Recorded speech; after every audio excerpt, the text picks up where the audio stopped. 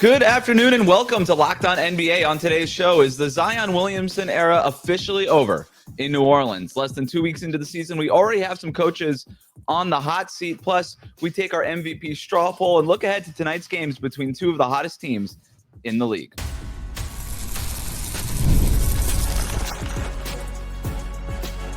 You are Locked On NBA, your daily NBA podcast. Part of the Locked On Podcast Network, your team every day. Hello and welcome back to Locked On NBA Daily. However you're tuning in on YouTube or on your podcast app, thanks for making us your first listen every day. I'm Wes Goldberg. We'll be taking a look at a few players making an early case to be on MVP ballots here in a minute. We're doing it with the help of Locked On's local experts. I have two of the best with me, as always, from the Locked On Nuggets podcast. He's a senior writer at the Action Network, Matt Moore. Matt?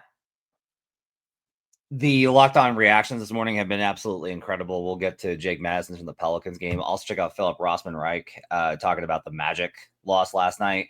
I am patiently waiting for Sean Woodley's episode after the Raptors got demolished by the Rockets and absolutely cannot defend a soul. I am waiting like the Grinch, waiting to hear the Who's down in Whoville not singing. That's what I'm waiting like. Unfortunately, the Who's always start singing. Haize, he's the Bulls and Bears creator of Bleach Report, also the host of Locked On Bulls. Haize? It's unfortunate for, people and hosts who pick the Raptors to be the best defensive team in the league. Listen, man, I spent like 4 hours on I-25 yesterday in traffic. I am exhausted. Please have mercy today. Didn't start early for Make It Take It. It is Make It Take It Thursday. 2 takes, 1 winner. You guys know how it works. Let's jump in. Let's talk about Jake Madison's Pelicans. They got waxed by the Denver Nuggets last night. They dropped to 0-4 on the season. They're one of 3 winless teams in the league, but the difference between them and the Pacers and the Nets is that they had legitimate playoff aspirations. Zion came into the season in great shape. They traded their pick in next summer's draft to move up for Derek Queen.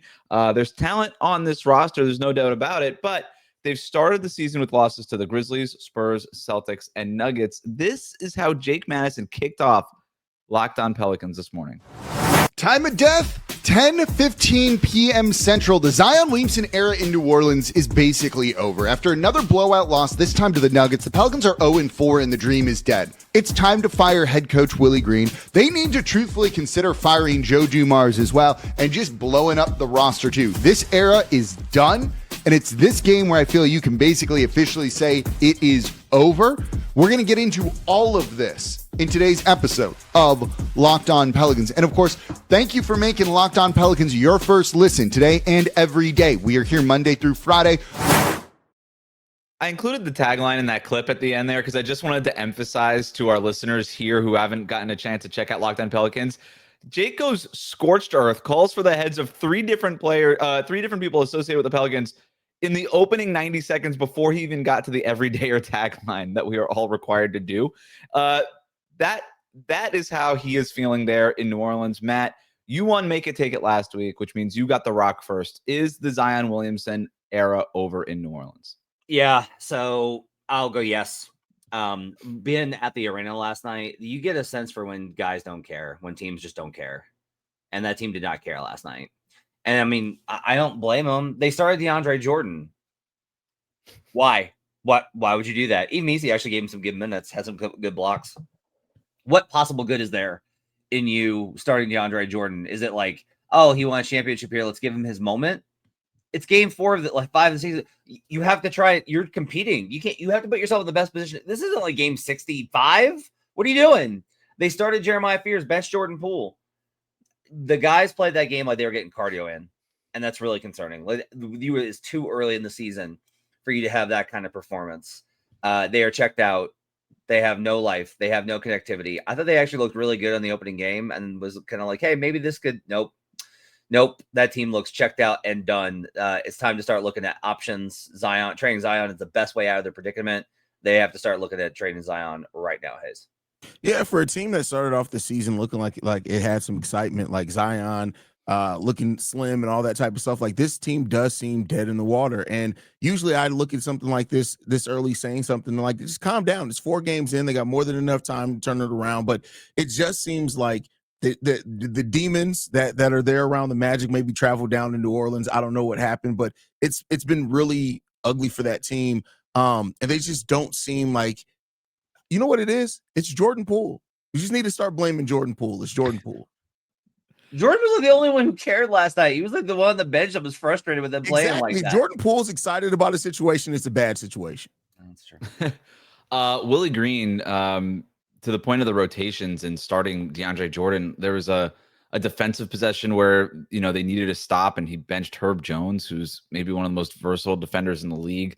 It's just some strange decisions there. So we'll talk about Willie Green here in a second, but I will give the points to Matt for the hot take for at least calling for trading Zion Williams there. So, Matt, you're 1-0.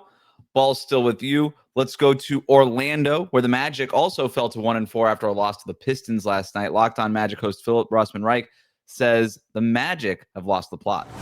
It is gut check time for this entire team. From Jamahl Mosley to Jet Howard to Noah Penda to whoever the last guy on the bench is. It is gut check time for this Orlando Magic team. They got to figure out who they are. They got to figure out what their identity is and emphasize it, because there is no achieving any of their goals. It's time to figure out what this team's identity is. And doing that is going to fall on every single player, but it's also going to fall on their coach, Jamahl Mosley. Matt, you got the points on the last round. It's back to you.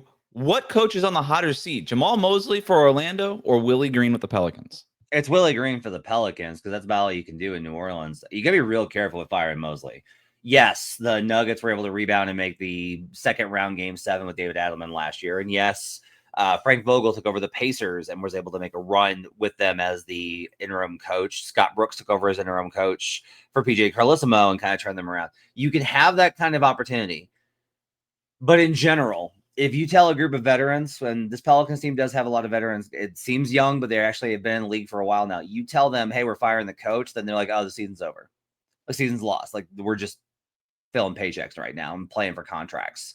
Once you do that, you are significantly moving away from the element of trying to pull together for a major run.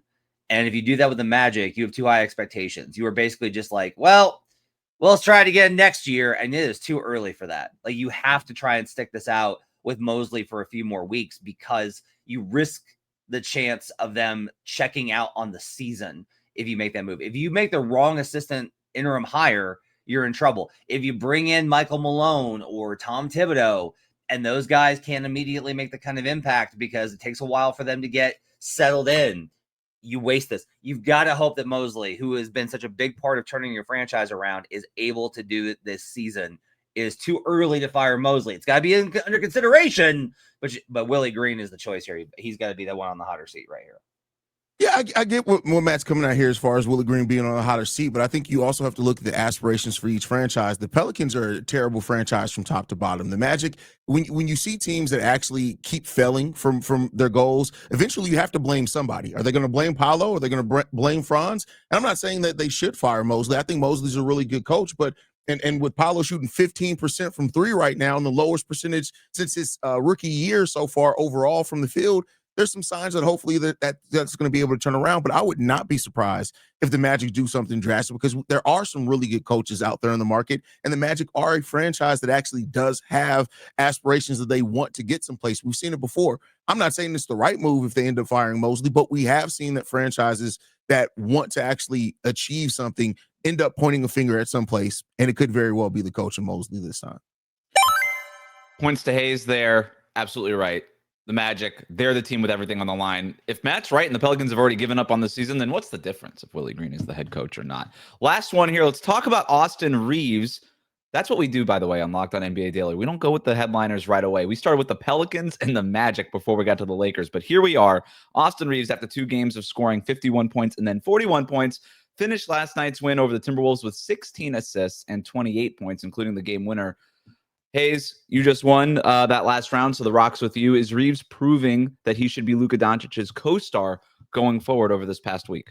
Man, offensively, yes. I think the big question is defensively. And are you going to have to use Reaves to get the defensive player that you need? Reaves and Luka, like Luka's proven offensively, he can play with just about anybody, right? As long as they kind of get out his way when he needs to, but with his facilitating, he can play with just about anybody at times. There's no doubt about Reaves' ability to fill it up. The defense is the question there. They still have a 122 defensive rating this season when they're both on the court. Only 56 minutes, but then you look at last year, it was 116 with those two on the court. So there's still some questions defensively. I like them together, but you're going to have to really find that defensive anchor, surround them with defensive pieces if that's going to be the case. And we know with the Lakers, they get trigger happy, and if they get focused on finding a piece, I can see them moving Reaves if it gets them the piece that they want. Adorable little run here by Austin Reaves. Adorable. Like it's precious is really the word that I would use for it. It's going to get him a nice contract this summer that some team will overpay for. Do you know how many times I've seen somebody have a great season with the Lakers and the team goes, oh, we want that guy, and then they're terrible with them? Do you know how many times I've been through that? Reaves is not going to be terrible. He's a good player. You can't have Luka and Reaves on the same team and be able to actually make this work, because a lot of this is like Reaves isn't going to be popping off 50-point triple-doubles next to Luka because he's never going to touch the ball. Like, Luka has made it very clear how he wants to play. He's James Harden. There is not room with James Harden for another guy doing what Austin Reaves does. You can be like Chris Paul and play defense and make smart stuff and like set the offense, but you cannot be Austin Reaves. There's no room for you to be Austin Reaves, this version of Austin Reaves next to Luka Doncic, and you're never going to get to be Austin Reaves because he's Luka Doncic, and they're not going to ever back off Luka for you. That's not going to happen. So this is like a great little run. I agree with Haize. The defense is like a bigger problem, but the reality here is that Reaves is going to go and get paid a huge amount of money by somebody else, and the Lakers will go get the other pieces to sit there and watch Luka dribble for a while and then shoot an open three. This is seeing the future of this is pretty obvious to me.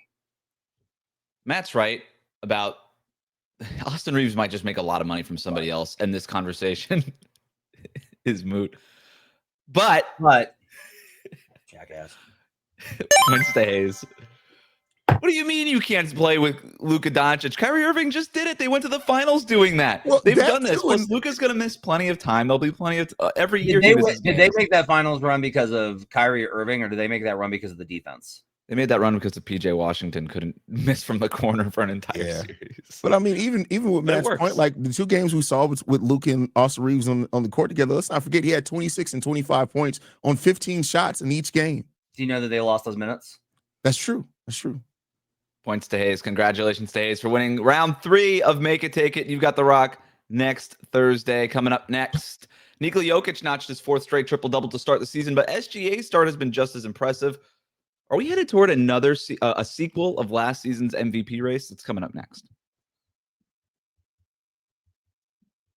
Today's episode of Locked On NBA Daily is brought to you by Peloton. Peloton is shaping the future of fitness with the brand new Peloton Cross Training Tread Plus, powered by Peloton IQ. It's their most advanced equipment yet, designed to give you real-time guidance and endless ways to move, whether you're running, lifting, or cross-training with your favorite instructors.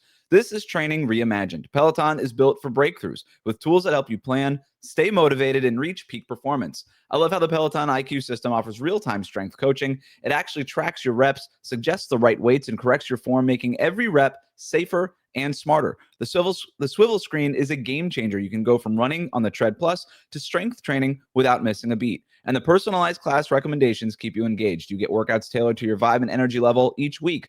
So let yourself run, lift, flex, and push forward. Explore the new Peloton Cross Training Tread Plus today at onepeloton.com.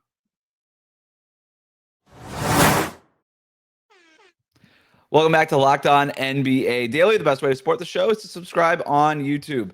Nikola Jokic last night, 21 points, 12 rebounds, and 10 assists in 27 minutes. It's his 4th straight triple-double to start the season. And yet, guys, still 3rd in MVP odds on FanDuel. Meanwhile, Shai Gilgeous-Alexander is averaging nearly 35 points per game, and the Thunder are 5-0. So I thought this would be a good time here with the Nuggets rolling and with the Thunder rolling. Right now, Shai is the FanDuel favorite for MVP. And you see for people watching on YouTube, you see the stats up against each other. Jokic averaging 20, 14.5 rebounds, and 11.3 assists for the season. SGA almost 35 points per game, 6 rebounds, and 5.5 assists. Are we sleeping on Jokic, though? as a legit MVP candidate and a chance to win his 4th MVP award, Haize? Yes, we're always sleeping on Jokic. People just take Jokic for granted. Jokic is always going to be a candidate to win MVP. As long as he's healthy on the basketball court, he's always going to play at that level. He elevates his team regardless of anything else. He always is going to be an MVP conversation. And it's almost comical at this point because it's like we have the same conversation every year up until about December-ish, January-ish, and people are like, hey, Jokic is having an MVP. He's quietly having an MVP. Stop. It's not quiet. Actually watch Denver Nuggets basketball and appreciate it because Jokic is one of the best basketball players to touch a basketball, period. In the MVP conversation, a very big distinction that you have to make is between guys who will finish on the ballot and guys who will win it. Because I think there's a lot of guys that can make the ballot, and there's a lot of guys that can make the ballot and not win it. So Joker could win if Shai were to get hurt, and Joker could win if certain things change. But I will tell you, I don't think he's going to be. He'll be on the ballot. He'll probably finish top 3 because he's the best player in the world. Like he is uniformly acknowledged as the best player in the world. Every top 100 list this summer, including ours, had Jokic. Including, by the way, I asked, Jokic was unanimously the number 1 player in the world, according to Locked On's top 100. That player is going to wind up on the MVP ballot. I don't necessarily think, though, if you look at the numbers, throw that graphic back up for a second, Wes. So that 20.3 points, the rebounds will fluctuate depending on who they play. The assists might stay there, honestly. I wouldn't be surprised if he averages a triple-double again. But let's drop this down to like 2010-11. That's a really great season. That's awesome, and it's averaging a triple-double. That's crazy. Wow, you're averaging triple-double. But it's not necessarily going to be an MVP level of performance when you start looking at other guys. NBA.com has a number stat called PIE, P-I-E. It's player impact estimate. In the absence of EPM and the other advanced metrics, which we need a little bit of time in order to get a better sample on. Like just in the immediate, Victor Wembanyama is number 1. Giannis is number 2, which he's been insane. And if we're sleeping on anybody, it's Giannis. Like that's the one that we're always like, we just kind of like, yeah, Giannis was great. Like Giannis has been a kaiju. It has been insane what he's doing. 3 is Jokic, 4 is Shai, and then 5 is Austin Reaves, which obviously he can keep up because Wes Goldberg thinks that he's as good as Kyrie Irving.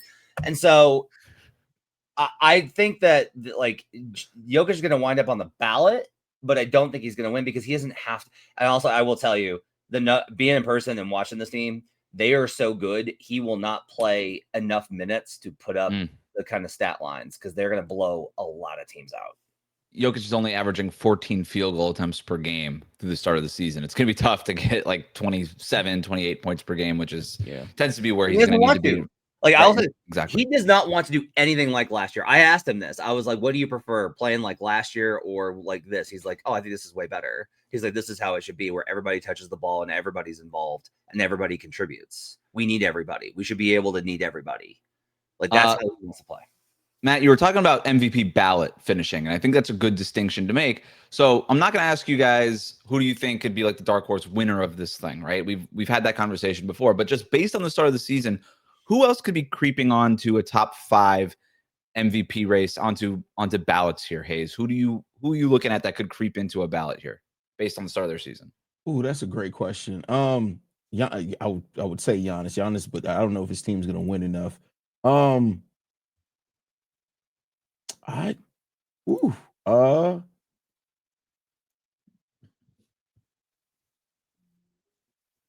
still going to say Jalen Brunson. I'm going to keep my preseason prediction. I still say Jalen Brunson. I think Jalen Brunson is still a good pick to get on the ballot. Creep in on the back end of the ballot. Yeah, the Knicks are going to have to win a lot in the back half of the season, but I think Jalen Brunson is still a solid pick there. You let that man win, make it take it, Wes. I will say I got a couple names. So let's let me with your terrible takes. Victor is obviously like not, you can't be like he can creep on. He's like there. Victor's He's second in FanDuel odds right now. Yeah. Tyrese Maxey. How about that? That's one? The name. 37.5 points per game, 8 assists per game, all the clutch heroics. He's the leader of that Sixers team. The reason that they're great, BJ's been awesome, but the reason that that team has been on the roll is because of Tyrese Maxey, not only from a statistical and basketball standpoint, but the leadership that he has shown. I've been on this for a while that like Tyrese is showing real veteran leadership now that he's stepping out of the young guy role on that Sixers team. He's been incredible. The Lauri Markkanen, like the Jazz won't be good enough for him to get there, but he's had an incredible season. The other one I will continue to say is like Sengun's numbers aren't there because he had a terrible performance versus the Pistons. But in general, if you watch, like the best player on the Rockets has been Alperen Sengun. And if the Rockets get to where they want to go, it's going to be because of Alperen Sengun playing like that. So I think he'll probably be in that discussion as well. Yeah, Tyrese Maxey was the name I had written down here. You mentioned the 37 points per game. That's insane. I mean, he's blistering right now. He's making it look easy. And the Sixers are 4-0. And if that's the storyline, that's a nice little narrative arc for Maxey. I'd also throw in Cade Cunningham. He was our favorite dark horse candidate as a show kind of going into the season. And he had a nice kind of shake off the rust bounce back game last night. So I'm not quitting. Like Haize isn't quitting on Brunson. I'm not quitting on Cade. Wes, who's the MVP for the Heat right now? Jaime Jaquez Jr. Oh, wow. Yeah. Jaime Jaquez. Leads in plus minus. 6th man of the year. I like his odds. That last time I checked, it was like plus 2,000 on FanDuel. It might be a time to get in here. Victor Wembanyama also could end up on MVP ballots too, but do the Heat have the formula to neutralize him on defense? It's not Jaime Jaquez Jr. necessarily, but we'll talk about that next. Today's episode of Locked On NBA Daily is brought to you by Rippling. If you're a business owner, here's the truth. SaaS promised to make work easier, but now the average company is buried by hundreds of apps that slow down your teams and simply don't work together. That's not SaaS. That's sad. Software as a disservice. That's why you need Rippling. Rippling is the unified platform for global HR, payroll, IT, and finance all in one place. They've helped millions of businesses replace a mess of disconnected tools with one system designed to give leaders clarity, speed, and control. What I love about Rippling is how it removes the bottlenecks and busy work that slow teams down. Everything from onboarding to payroll to IT access runs automatically and perfectly in sync. It's seriously simple to use and gives companies one source of truth for their people, data, and everything they touch. Whether you want to run your entire HR, IT, and finance operations as one, or just fill the gaps in your software stack, Rippling can do it all. And right now, you can get 6 months free when you go to rippling.com/lockedonnba. Learn more at rippling.com/lockedonnba. That's rippling.com/lockedonnba for 6 months free. Today's episode is brought to you by Robinhood. Your ambition just met its match. With Robinhood, you play for the win, not just on game day, every day. Locking in on every opening, beating your PR, beating it again. Channel that drive into your money. Robinhood puts you in control of your money. Trade stocks and ETFs, options, futures, and crypto, all on one platform. You can now build and execute your trades from a desktop with Robinhood Legends advanced tools, or take advantage of the new Robinhood strategies with a tailored portfolio managed by a team of experts. You expect more from yourself. Expect more from your money. Get started today at robinhood.com/yourmoney. Again, that's robinhood.com/yourmoney. Your money, your move. Thanks for making Locked On NBA your first listen every day. The Locked On Podcast Network has a show for every team. So check out Locked On Lakers, Locked On Pelicans, Locked On Magic for more on today's top stories. Let's look ahead to tonight. Not the primetime national game, but a fun one nonetheless. Heat at Spurs, two of the hottest teams in the league. My question to you guys, Matt, I'll start with you. Can the Heat's fast pace help limit Victor Wembanyama's defensive impact? No, because he covers so much ground, man. That's one of the crazy things is like the guy takes 2 steps and he's out. He's from half court to the paint. So, he'll be able to kind of get back ahead of these type of things. I do think, though, on the other end of it, like Bam's probably one of the better bigs matched against him. Mm-hmm. Victor is stronger than he used to be, but Bam at least is able to kind of like understand the angles and stay up on him and be able to defend him in those kind of sequences. Now the screen actions are going to be different for guarding those kind of mechanisms, but I like the matchup there. It's going to be interesting to see if the supporting cast for the Spurs are able to keep as hot as they have been. And you mentioned Jaime Jaquez, like the bench minutes are going to be huge because the non-Victor minutes were great for the first 2 games and have kind of tailed off. That's the opportunity here for the Heat is in the stagger lineups for them to be able to push and maybe, get a lead and then hold off the Spurs if they can do it with their bench unit. Yeah, I mean, to ask if the pace, part of getting out in pace is you have to rebound the ball well. I don't know if they're going to rebound the ball well enough against the Spurs team to be able to always get out in pace. So it is going to turn into more of a half court game at some point in time. But the Bam Khalil Ware, I'm more excited to see what they do defensively against Wemby in this game and how that helps them and get into their offense a little bit easier. This is going to be a tough matchup, I think, for the Heat, but I think they have the combo to try to disrupt Wemby a little bit. My question is what are they going to do for the players out on the perimeter if they get hot by the Spurs?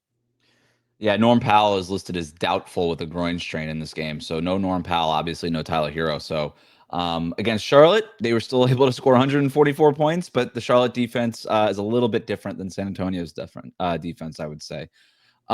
Next primetime game here, Warriors at Bucks. The Warriors lead the league in three-point makes, averaging more than 17 made threes per game so far. And then you've got Giannis's ability to dominate in the paint. Haize, who do you like in this one? Man, I like the Bucks in this one, and I still think the Warriors may be the better team, but I just see Giannis with shooters, and they're going to be able to just throw waves at the Golden State Warriors. The Warriors going to need everybody to play top-notch defense, and I don't know if they're going to be able to do that with the way that the shooters get out with the Milwaukee Bucks. I'll pick the Bucks here because I don't want to bet against Giannis. I like that take. I'll take Warriors here just from the I think the Bucks actually might be just as good of a team as the Warriors, and people will be offended by that, and I get it, but I think the Bucks might be just as good. But this Warriors nonsense will continue for a few more games. So the Bucks will miss a bunch of threes, and everyone will go, "What defense?" So the Warriors will do that, and then Steph will say good night tonight. Warriors get the dub. Horford's done a good job on Giannis in the past. It's a little bit different with Horford at this age too. I do wonder who on the Bucks defends Steph and Jimmy. Like AJ Green can only do so much at this point. Final game, maybe the game that this show is most excited about tonight. Wizards at Thunder. Let's go. Thunder 15.5-point favorites. Matt, my question is very simple. Can the Wizards cover? Yes, they've been they're not been great. They're 2-2 ATS. Yes, they will hang. This is a huge number. Look at what the Thunder have done. Double overtime, beat the Hawks because they had no front court, and then had to come back from behind, did not cover versus the Kings. They're 1-3 ATS this season. The Oklahoma City Thunder are. This Wizards team is competitive. This Wizards team battles. This Wizards team has a lot of different guys that can attack. Bob Carrington showed signs of life in the last game, which was very encouraging because he's had an awful preseason and start to the year. Keyshawn George is due for a bigger kind of game. Alex Sarr with a massive game the other night versus Embiid. I did not think Alex Sarr had that in him. They're going to lose. But this is too many points. Yes, the Wizards will cover this game, and there will be a moment after the first quarter where people are going to be like, wait, are the Wizards going to do this? There will be just a brief moment before the Thunder go ahead and win. They'll cover just because of how large the spread is, but the Wizards are going to get completely and utterly destroyed, and this game is going to be over by the second quarter. It's going to be done and over by the second quarter of this game. And listen, I'm with Matt. I really like the young core that the Wizards are. I just think Matt is like a year early on being a year early on where this team is going to be. I'm a year early. And like the Sixers game, I think is a good example of it, right? Where it's like they should have won that game and they didn't. Next year, they probably win that Sixers game. Yeah. Right. Like they're going to, like I said, they're going to lose. They're going to lose, but they're going to hang. The Wizards have been losing games by an average of 8.5 points this season. I mean, so not quite the 15.5 points. They also haven't been playing the Thunder every night, but I get it. I mean, yeah, their strength of schedule is not good. Like all the metrics are like, this is the worst team in the league, which I will just tell you, watching them, they are not the worst team in the league. Like they're competitive. They're just that might be the Pelicans. They're figuring stuff out. They're just trying to figure stuff out. Right? They lost by 26 points to the Hornets. Yeah, but you have to remember they were up in the middle of that third quarter, and then like the LaMelo. Yeah, because it's the Hornets. Mm-hmm. I know. I know exactly how bad they are. I'm not trying to sit here and be like the Wizards are going to make the playoffs. I'm not sitting here saying that. Just that they are better than people realize, and there's a lot of young talent. The biggest thing is they're talented, not good. They got to learn how to win. If you like what you heard today, subscribe to Locked On NBA wherever you get your podcasts, including on YouTube. Thank you to Matt and Haize for their expertise every day. Thank you for making Locked On NBA your first listen. We'll see you right back here tomorrow on Halloween on Locked On NBA Daily.